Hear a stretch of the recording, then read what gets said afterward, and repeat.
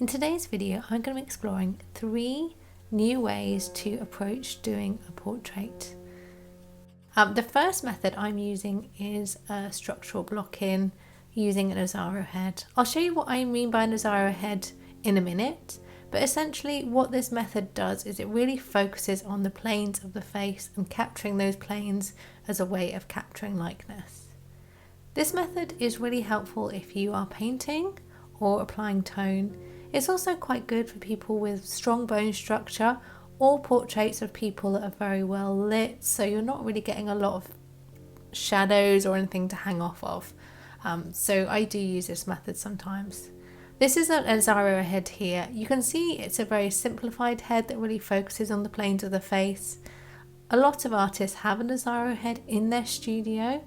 It can be quite useful when you're doing portraits. The good news is if you don't have one of these as a model, there is a website where you can access a 3D Azaro head just like this one to use in your daily practice. I'll include a link in the description so that you can have it as well. So I try to position it in the same way and use that as my guide when establishing the planes of this guy's face.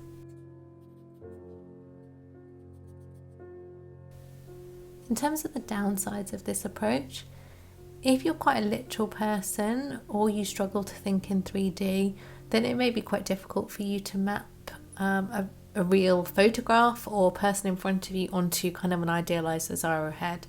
So, you know, if it's not working for you, just go ahead and try a different method, but it is a good one to try. In terms of next steps, I'm still working on mapping these planes. I didn't take as long doing this sketch as I probably should have. It's a pretty quick sketch. I was kind of racing against the clock. So I think, you know, just because you're mapping in the planes, it's still very important to measure, and you'll see I made a few little mistakes around his right eye, the one on our left hand side. So the likeness was a little bit off, but I just find doing these kind of 3D plane models are quite good when you've got slightly awkward angles as well, so that was kind of why I latched onto this method for this photograph. I think that's quite an important thing to highlight is, you know, just because one method works for one particular situation doesn't mean it works for all situations. So I would encourage you all to try different methods and just figure out what works for you in different scenarios. So I'm going to speed up the video a little bit now. I just spent some time identifying where his features are and getting things in the correct place as much as I can do in such a short time.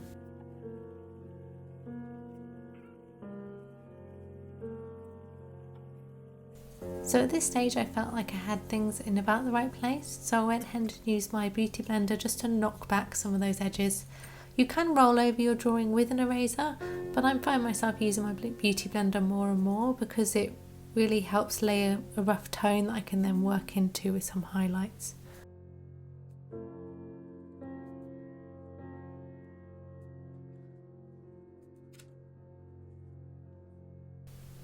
So we're just at the refining stage now. I'm just coming in with a bit of contour lines. I'm just refining the edges of the drawing and establishing. This stage you can just really keep going and going as long as you want, you know, developing your edges in your drawing, building up some tones, adding in some highlights. So it's really up to you how long you want to take the drawing. If you are setting yourself a time limit, then that can be quite helpful if you want to practice that third stage of getting the likeness right, but it is quite good sometimes to have a bit longer and work on developing a drawing as well to a finished place.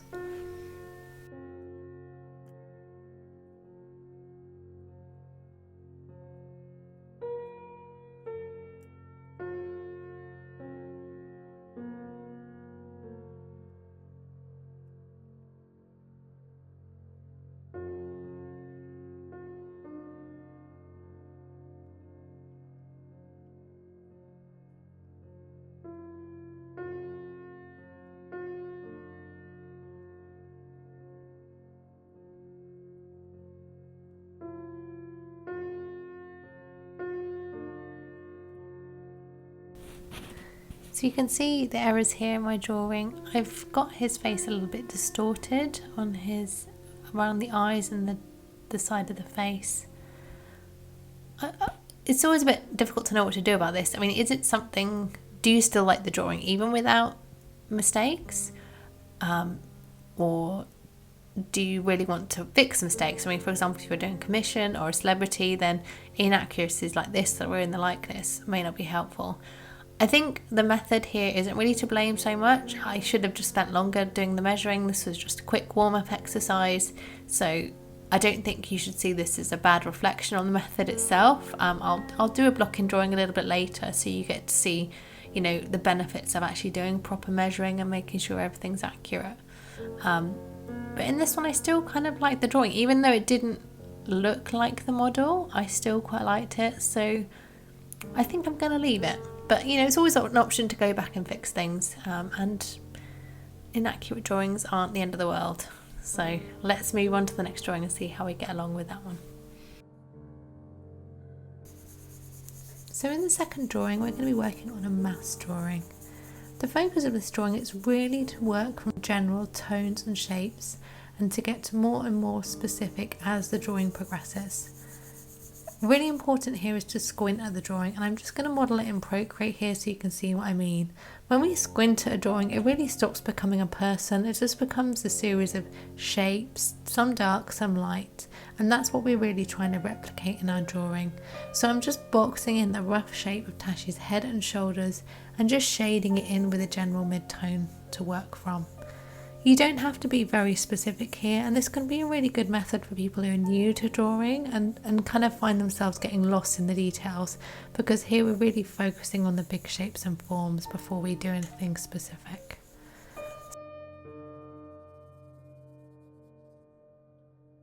So I've boxed in the rough shape and now I'm just smudging it out, and I'm going to be working in more and more specific shapes as I go along. So when I look at the drawing on the left hand side and squint, it's quite a light drawing, so probably the wrong picture reference that I've chosen for this drawing, but the darkest areas that I'm seeing is the areas of her hair and around her mouth, nose and eyes. So that's what I'm going to be really trying to capture in this drawing. Let's carry on with this drawing. So you can see I'm blocking in Tashi's hair. It's quite dark on the left hand side. Now I'm not going super dark yet because I'm going to work my way up to the darks. So at the moment I just want to get some difference between the tones on her skin and the tones in her hair, just to kind of demonstrate those are different areas and try and get the shapes right. So here we're really practicing looking left and right constantly to just get this as accurate as we possibly can, and lots and lots of squinting as we do so. So at this stage I'm really moving into the second stage of the drawing, which is the refining stage. I've got the rough areas of where I want them to be, and I'm just working on the edges and the form and the tone just to make sure it's as accurate as possible. I think this method is really good for those of you who are also oil painting or want to move into oil painting, and it's definitely the same process that we'll follow here, is just moving into smaller and smaller shapes and beginning to focus on edges. This is a quick drawing, so I mean the accuracy didn't end up being particularly good here, but I really find that the effect that this method gives to a drawing is just really cool. So if you're aiming to get a really good likeness, then maybe use some of the tips that I'll show you in the next drawing. Otherwise, just really enjoy the process, and I find it quite enjoyable and relaxing just to kind of go through and refine this drawing more and more without having to get too attached to achieving a certain specific likeness in my drawing. So yeah, I found this one really fun.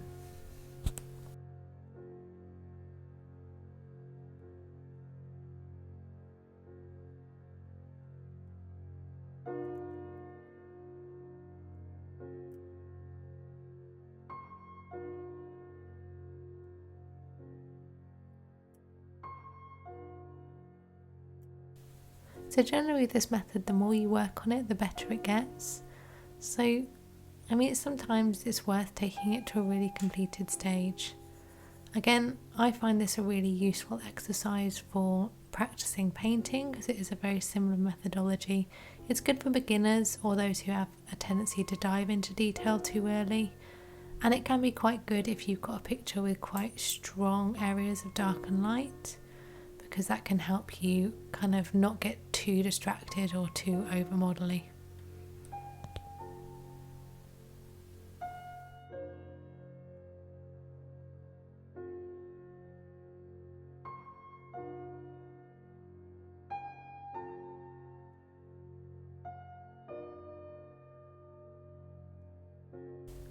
So we're getting close to the end of the drawing. I could keep going on this. Right now I can see there's lots of issues around the eyes. I don't know what's going on with my eyes today, but they're not working. But generally I do really like the effect that this drawing has and this method has. I'll link in, for those of you that have an iPad or do digital painting, I'll link in a video that I've done where I go through this same process in digital, just because I find that's a really helpful exercise as well. So I'll put that in the card above. But for now, this is the finished drawing. I will fix it offline before I post it.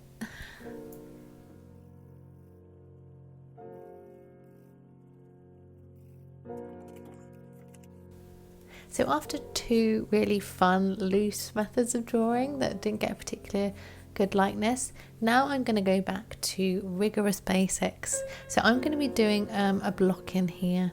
This is a linear block in. This works really well if you are doing a commission or a portrait of a famous person.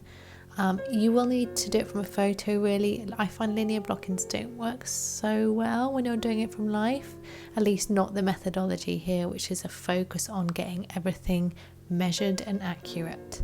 So what I'm doing is I'm looking at the envelope shape of the head on the left hand side, and I'm just capturing it as accurately as I can with some very straight lines. I'm constantly comparing distances against each other. So for example, you can see I've done the rough outline of Michael Fassbender's face, but then I've roughly divided it into thirds where I see those same dimensions on the face. This is one of those things that you might find yourself having to measure a lot at first, but if you practice this methodology enough, after a while you'll be able to visually track and compare distances from each other without having to rely on a ruler, and that's really the sweet spot of when everything starts accelerating and improving with your drawing accuracy. If you want to practice this, then another good resource other than just following this methodology and getting practice is doing one of the barg plates. So in terms of what a barg plate is, Charles Barg was an artist from the late 1800s, and he really set in place a study and a process of capturing likeness in form and shape, in starting off with a series of straight lines exactly as we're doing here. So yeah, I'll provide a link, and I think doing barg plates and following the process is a really helpful way of practicing this methodology. So in terms of what I'm doing here, I'm just measuring. I know that I have a real problem with ears, so I'm just using the measurement, top-down measurement to just pinpoint where his ear is on the right hand side, because there's not enough things between his ear and his face that allow me to measure from. So yeah, I mean, use measurement as much as you want to and as much as you need to. There's no shame in it. Over time you'll need it less, but you need to get it right first and practice it first in order to get to that point. So once I had all the features mapped in, I did sort of refine them a little bit before checking the likeness. I think it's important here to keep checking in, so take breaks or use an overlay app, which I'll show you in a minute, just to check in on the likeness of the drawing. Because once you've actually got everything in the right place, it's quite difficult to move it once you move into the kind of shading and development stage of the process. So at this stage I thought I was fairly close, so I just went in and smudged the drawing a little bit and overlaid the drawing in the overlay app. This is an iPhone app, but I do have an alternative for Android, so I'll provide a link in the description. As you can see here, my blocking was actually fairly accurate. There's a few little areas where it isn't quite right. I've kind of made his head a little bit too small, and there's just some slight errors around mostly his ear, but around his eye socket a little bit as well. But for the most part I was pretty accurate, so that's a good sign. I mean, I've done a pretty good job of capturing a likeness. So at this stage really using the overlay app is more of a comfort blanket rather than a necessity for me, which is kind of the stage that you want to get to. So here I'm just fixing a few of the areas that I spotted needed fixing, so mostly his ear. I had actually moved it up, but not far enough, so yeah, I thought I'd already fixed that that Aaron was feeling quite smug, unfortunately unnecessarily.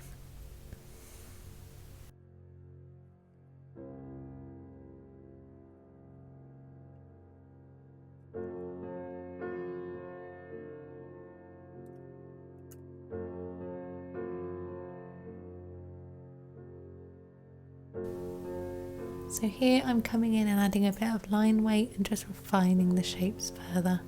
So I'm moving into the refining stage here, so it gets a little bit messy at first. I'm kind of doing a combination of blocking in the darker tones and working on some kind of contour lines and marks.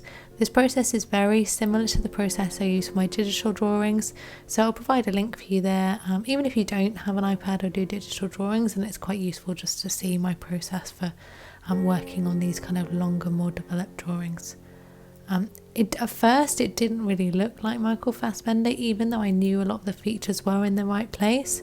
So that just goes to show how important it is to get that turning of the form and the shading correct in order to capture likeness. You can have all the right things in the right places and it will still not look like the person if you haven't shaded it correctly.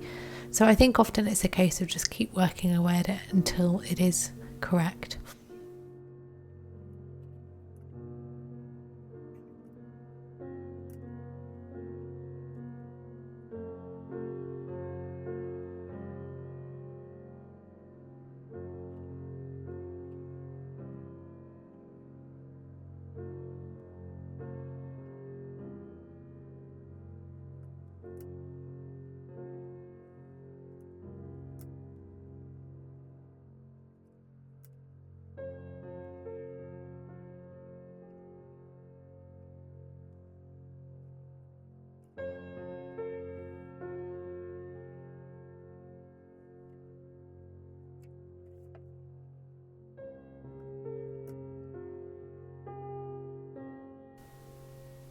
So you'll see it on my Sargent drawings, but I really try to keep a good range of marks and tone when I'm doing these drawings. I am doing a bit of smudging around his features, but I'm balancing that out with some strong marks and some really unsmudged rough areas, because it's really important to get the balance correct. The erasers I've been using are my Kneaded eraser and my Tombow Eraser. I find the combination of the two allows me to get a really good range, and I think of my erasers a bit like my pencil, so I'm not using the erasers so much to undo marks that I've done. I'm really drawing with my erasers. So this stage is where kind of like your artistic license comes in, so I'm kind of playing with how much do I develop certain areas, like how much do I develop the darks in his hair. If I develop it too much, does that take away the focus from the face? Again, this is a sketchbook exercise, right? So we're just having a little bit of fun and play and just seeing what works, because the only way we're going to figure out what works is by trying lots of different things and probably getting it wrong a lot as well.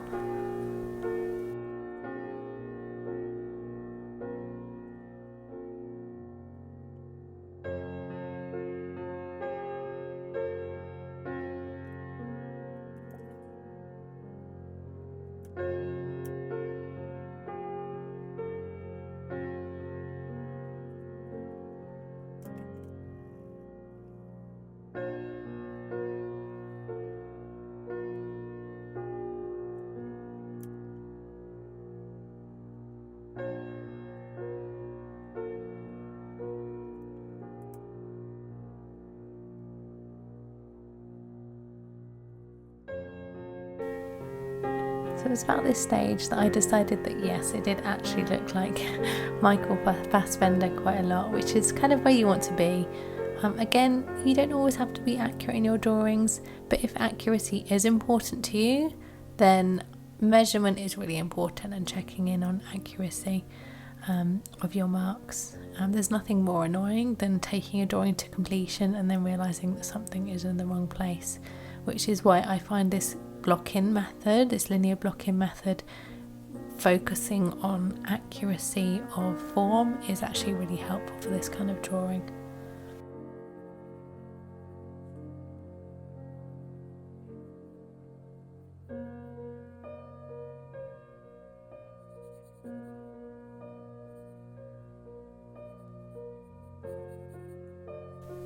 So we're coming to the end of the drawing session now. I hope you found it useful, and I hope I've introduced you to some new interesting methods that you can try out. I also hope that the message you take from this session is it's okay to get it wrong or not to be 100% accurate. The whole point of sketchbooking is that we practice and we learn and we get better, and we can only do that by sometimes getting things a little bit wrong or having a bit of fun. I hope you all have a good day. Like and subscribe if you enjoy this video, and I'll catch you in the next one. Thanks very much.